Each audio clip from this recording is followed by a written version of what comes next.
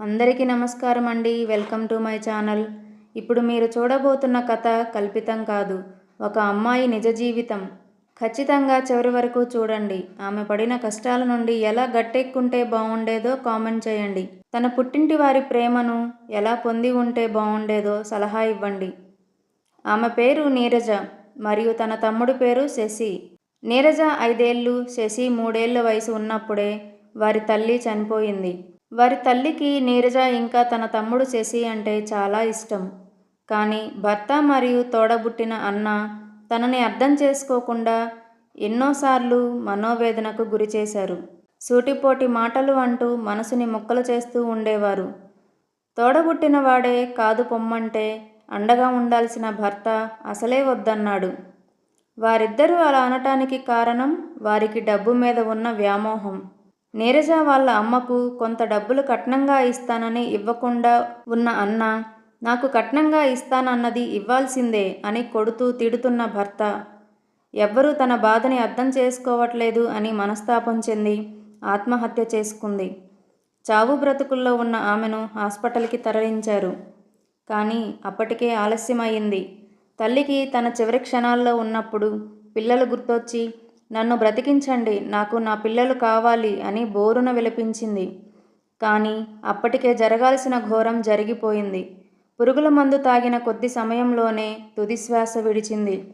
ఆ పిల్లలకు దూరమైంది.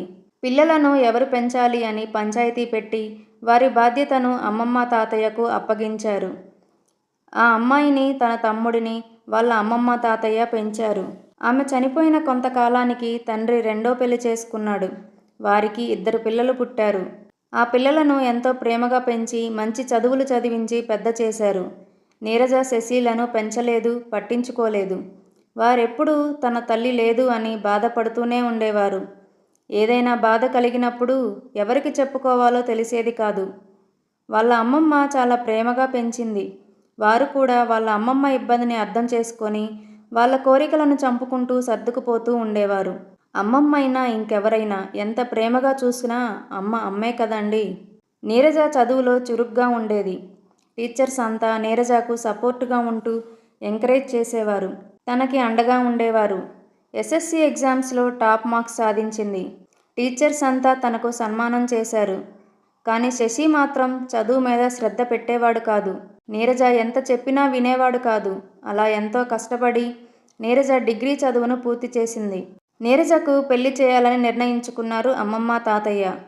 తర్వాత నీరజకు తెలిసిందేమిటంటే, తన సొంత మేనమామ తనని వదిలించుకోవటానికి పెళ్లి చేసి పంపించాలి అనే నెపం పూనుకున్నాడు.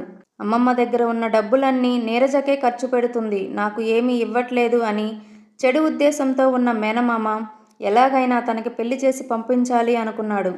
పలుమార్లు నీరజ వాళ్ళ అమ్మమ్మకు తన మీద ఏదో ఒకటి చెప్తూ ఉండేవాడు. కానీ నీరజ వాళ్ళ అమ్మమ్మ నమ్మేది కాదు. నీరజకే అండగా ఉండేది. చివరకు తనకి పెళ్లి కుదిరింది. నీరజను చిన్న వయసు నుండే తండ్రికి దూరంగా ఉంచే ప్రయత్నం చేశారు. దానివలన తనకి తన తండ్రి పైన సదుద్దేశం లేకుండా పోయింది. నీ తండ్రి వల్లనే నీ తల్లి చనిపోయింది అని పలుమార్లు చెప్పేవారు. కానీ నీరజ పెళ్లి సమయానికి తన మేనమామ పెళ్లికి చాలా ఖర్చు అవుతుందని ఆలోచించి తన తండ్రికి నీదే బాధ్యత అని చెప్పి నీరజను బలవంతంగా ఒప్పించి తన తండ్రి దగ్గరికి పంపించి పెళ్లి చేయించాడు మేనమామ. పెళ్లి సమయంలో కొంత భూమిని కట్నంగా ఇస్తాము అని చెప్పి మేనమామ ఒప్పుకున్నాడు. నిజానికి ఆ భూమి వారిదే. కానీ నీరజకు పెళ్లి అయ్యేంత వరకు తెలియదు తన మేనమామ ఎలాంటివాడు అని. మేనమామనే తన తండ్రిలా భావించింది. కానీ పెళ్లి అయిన కొంతకాలం తర్వాత మేనమామ అసలు స్వరూపం బయటపడింది.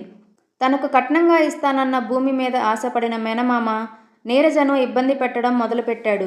ఇంటికి వచ్చినా సరిగ్గా మాట్లాడకపోవటం, విసుక్కున్నట్టు మాట్లాడటం, ఏదైనా అడిగితే హేళన చేసినట్టు సమాధానం చెప్పడం, తక్కువ చేసి చూడటం, మనసుకు బాధ కలిగేలాగా మాట్లాడటం చేస్తూ ఉండేవాడు.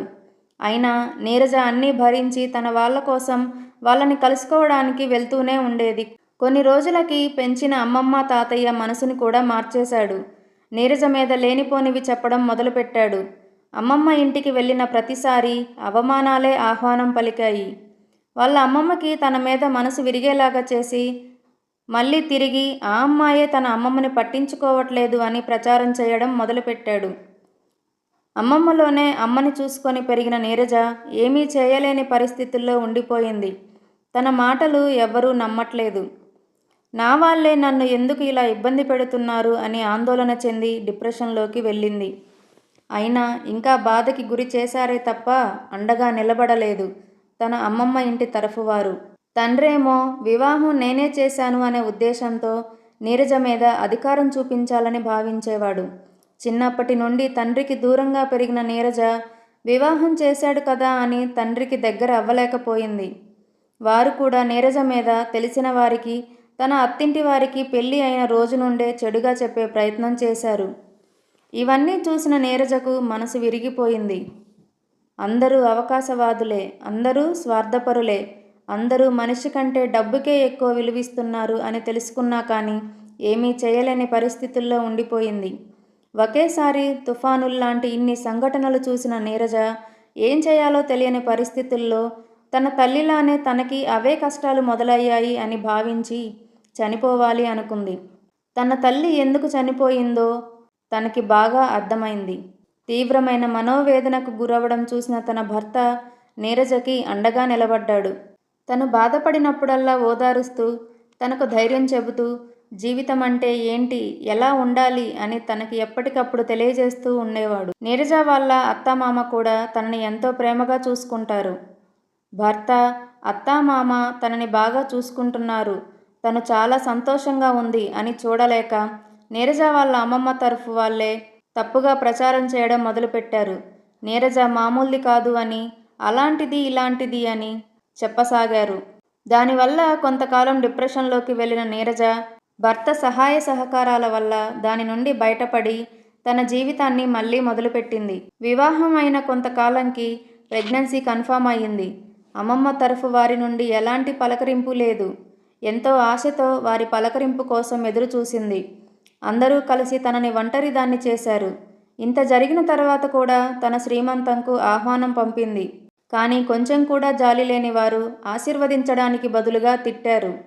గర్భవతిగా ఉంది అని కూడా లేకుండా ఏడిపించారు. అన్ని బాధలను తనలోనే దాచుకొని పన్నంటి పాపకు జన్మనిచ్చింది నీరజ. తన తల్లే మరలా పుట్టింది అని సంతోషపడింది. కానీ ఎవ్వరూ చూడడానికి రాలేదు. ఆ బాధను తనలోనే దాచుకుంది. ఆ పాపలోనే జీవితమంతా చూసుకుంటూ ఉంది. ఒంటరిగానే పాప అలనా పాలనా చూసుకుంది. సహాయానికి ఎవరూ ఉండకపోగా మరలా అలా ఇలా అని చెప్పసాగారు. తను ప్రెగ్నెంట్గా ఉన్నప్పుడు పట్టించుకొని వాళ్ళంతా డెలివరీ కూడా అయిన తర్వాత మాకు చెప్పను కూడా చెప్పలేదు, అలా ఉండలేదు, ఇలా ఉండలేదు మాతోటి అని ప్రచారం మొదలుపెట్టారు. అవి అన్నీ భరించింది, ఇంకా భరిస్తూనే ఉంది. తన తండ్రి వైపు నుండి కూడా అలాంటి సందర్భాలే ఎదురయ్యాయి. తర్వాత కొంతకాలానికి ఒక బాబు పుట్టాడు. ఒంటరిగానే పాపని బాబుని చూసుకుంది. అలా పెళ్ళైనప్పటి నుంచి ఎన్నో సంవత్సరాలు గడిచినాక కూడా ఇంకా తప్పుగా ప్రచారం చేశారు. వాళ్ళే కావాలి అనుకుంటారు, వాళ్ళే వద్దనుకుంటారు. తన ఇష్టంతో ఎవరికీ పని ఉండేది కాదు.